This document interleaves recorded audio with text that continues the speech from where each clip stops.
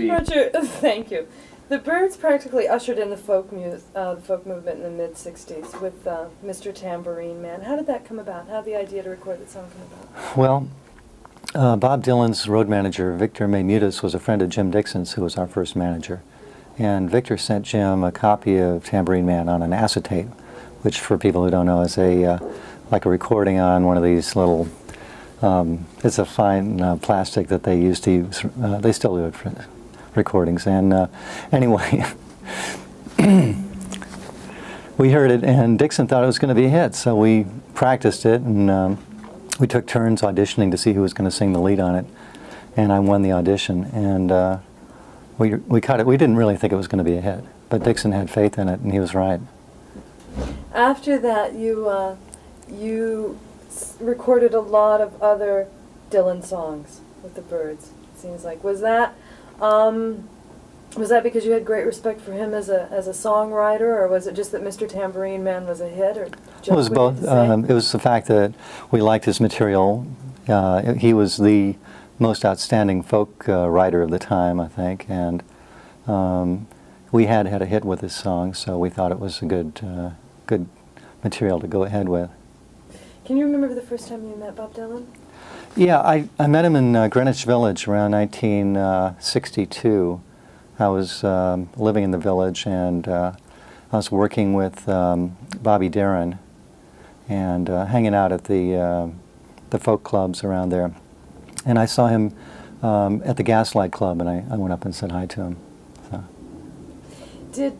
What did you think of the kind of music he was playing then? The first time I saw him play, I thought he was just a Woody Guthrie imitator. He was kind of just a kid off the street. He wasn't successful, didn't have a record deal yet. And he was doing the harmonica and the kind of a Woody Guthrie thing like Ramblin' Jack Elliott. And I thought, well, he's really good, but I had no idea that he would gain the success that he did. The little girls really liked him. I remember that. It seems funny to think of Bob Dylan as somebody little girls really liked. You just mentioned somebody that I wanted to ask you about, Woody Guthrie. Did Woody Guthrie have any influence on you? Not directly. It was only indirectly that I was influenced by him, by his songs. I went to the Old Town School of Folk Music, and we used to study Woody's material there. I never met the man. What about his, were there any Woody Guthrie lyrics that had any particular that you... I just used to love his stuff, you know, like Pastures of Plenty and Grand Coulee Dam and all the songs. What about Hank Williams? Did he have any effect on your No, I was really virtually unaware of Hank Williams until I ran into Graham Parsons, who was a Hank Williams buff, and he played me a bunch of Hank Williams material.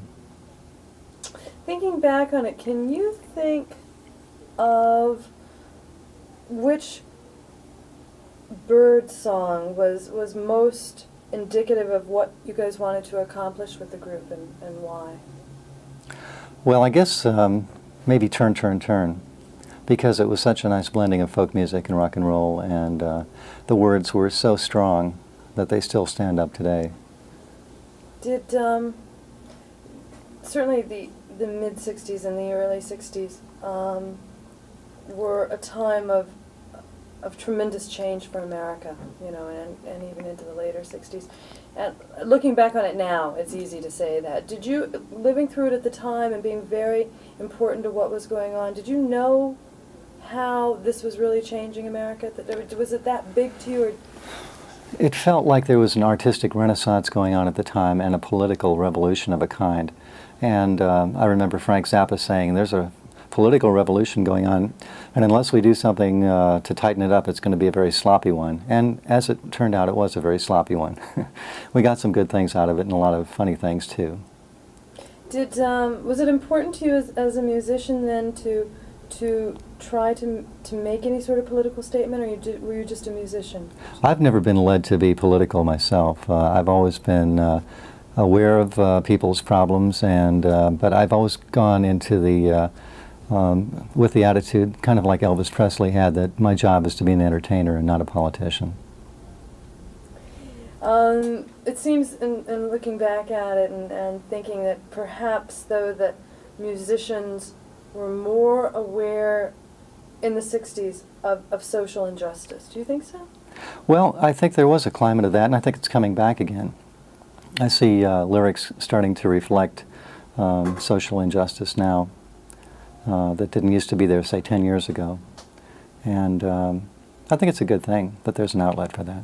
Do you think that music has the power to change things? Oh, definitely. I think it's one of the strongest things around as far as motivating people to do things. What do you think? Why do you think that last year was such a big year for musicians to start making themselves available for causes again? What do you think? I have no idea what happened. Maybe it's just that time. The cycle has come around again to social consciousness and the realization that musicians can make a difference, and if they band together, they can make a bigger difference, which has never happened before to that extent. It seems like a lot of the early folk songs concerned injustice to the working class. Do you think that that's apparent in anyone's music today? I really can't think of an example offhand. I'm sure there must be some lyrics that are in that category, but I really can't think of any. Do you see any parallels between some of the people like, the Byrds and Dylan, and people with lyrics today like Springsteen and John Cougar? Or Mm-hmm. Yeah, I think John Cougar is definitely doing something like that, and Springsteen too. It's pardon me.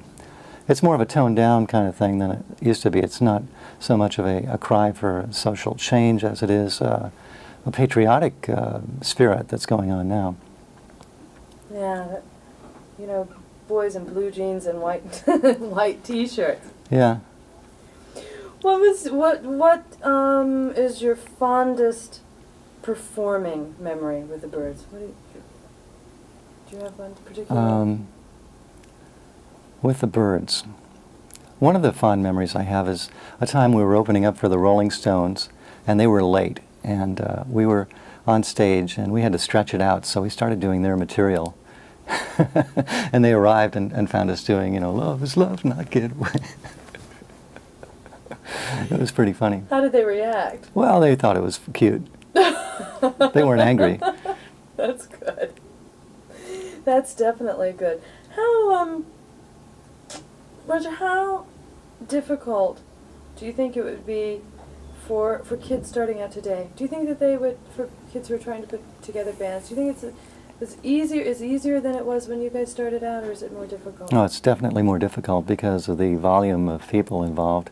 There were only 10 or 20 bands around in the world when we were starting out. It seemed like maybe in the top 40, and now there are hundreds of them. It's hard to keep them in perspective. It's really difficult. Was it as much of a business when you guys started out as it is now?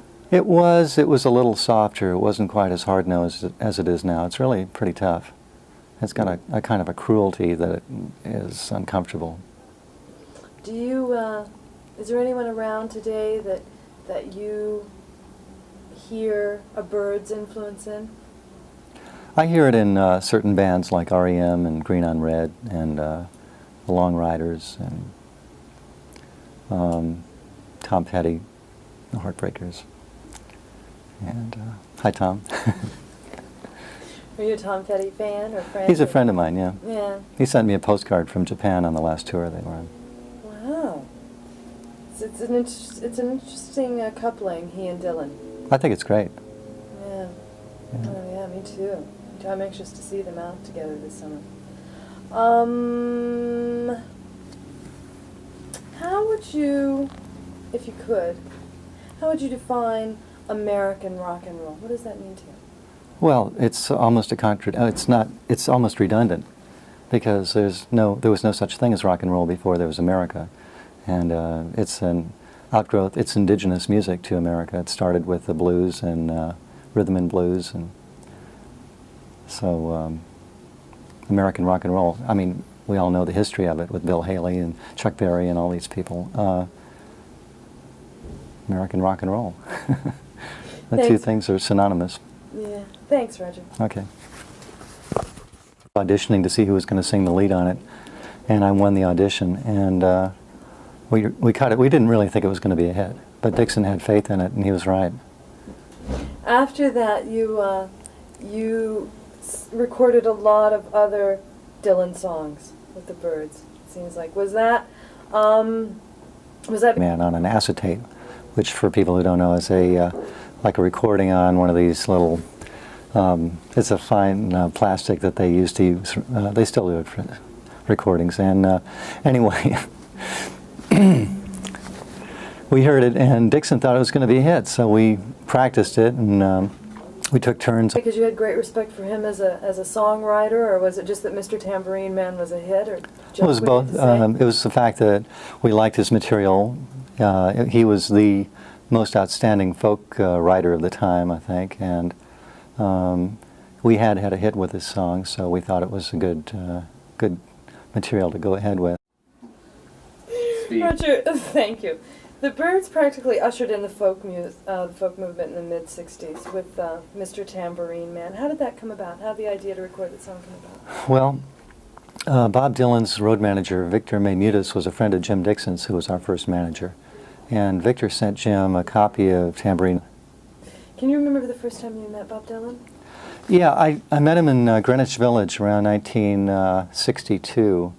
I was living in the village, and I was working with Bobby Darin and hanging out at the folk clubs around there.